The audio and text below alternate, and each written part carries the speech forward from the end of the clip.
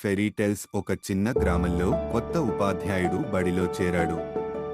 పిల్లలు ఆశతో ఎదురుచూశారు.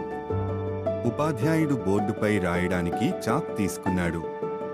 చాక్ బోర్డుని అడిగింది, నిన్ను రాయడానికి నా భాగం ఎందుకు పోగొట్టుకోవాలి? బోర్డు నవ్వుతూ చెప్పింది, నువ్వు నేను ఇస్తే విద్యార్థుల మనసుల్లో వెలుగు నింపవచ్చు. ప్రతిరోజు చాక్ తనను తగ్గించుకుంటూ అక్షరాలు, గణితం, కథలు రాసింది.